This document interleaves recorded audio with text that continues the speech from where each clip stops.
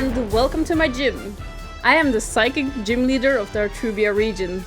Do you think you can beat my Pokemon team? You might want to rethink that. I'm just going to show you.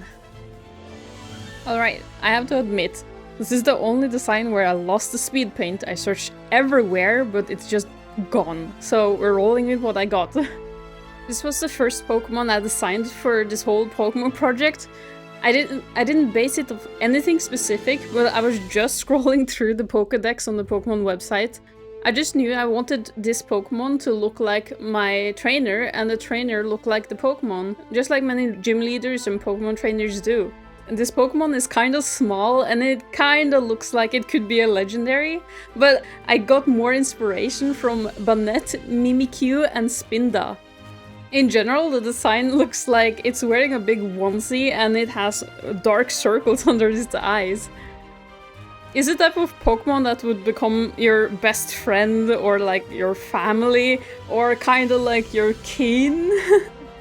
And therefore I called it Napkin. Napkin can be found napping everywhere it likes. It needs to rest often or else it will get grumpy. If trainers push Napkin to fight more than it wants to, it might get the ability Insomnia. Insomnia makes Napkin not able to fall asleep. But since it can't fall asleep, it will get the ability Moody as well. Moody basically raises one stat and lowers another, which means Napkin will be more unpredictable when in fights. The next Pokemon I designed was inspired by dreams, or more, the act of dreaming. I took some inspiration from Kingdom Hearts and especially the Dream Eaters. The good ones that consume nightmares.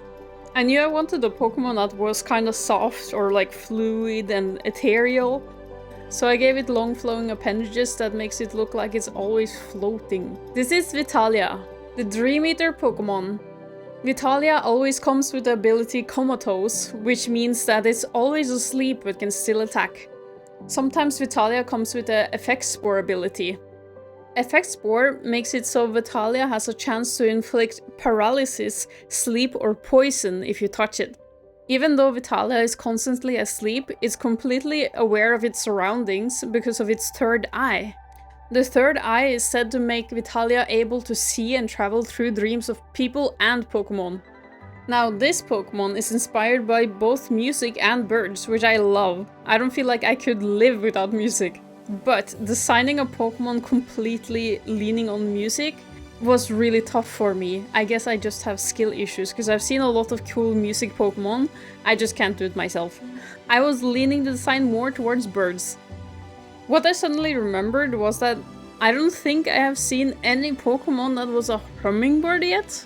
I don't know why, they're super cute. And the funny part is that hummingbirds also have the word humming in it, which I really like. So I basically created a paradise hummingbird Pokemon. Basically a hummingbird, but with a mix of paradise birds. It has a lot of sound abilities. These Pokemon avoid fighting and try to befriend everyone by using its cute sounds. Meet Chimelet. Chimelet can have the ability Telepathy, which makes them able to predict an ally's attacks and dodge them. It also has the ability Cute Charm, which means if you come in contact with it, you might be infatuated. Have fun battling that. This last design I made was inspired by folklore. Folklore is something that have always fascinated me, and I've gotten lots of inspiration from legends and myths. And for this Pokemon I took inspiration from the Tengu. The Tengu is said to be bird-like humanoids that protect the mountains and forests of Japan.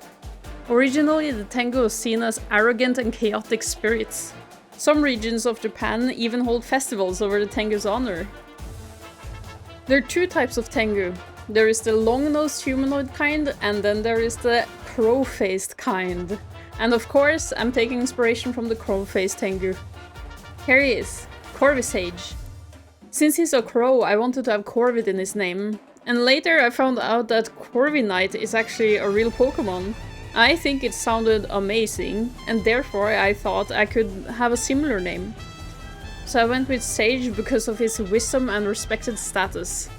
Corvisage uses a fan to direct and amplify its psychic abilities, and the bells on his fan can disorient and give confusion to other Pokemon. During festivals, Corvisage has been seen using 2 fans as a part of its performances. It has 2 potential abilities. One of the abilities Corvisage has is called Cursed Body. Cursed Body can disable an opponent's move if it comes in contact with Corvisage. The second ability is called Competitive. Competitive sharply raises special attack if any of the other stats are lowered, which makes him very tough. What? How could you survive? I'm a bit disappointed in myself. I guess you deserve my badge now.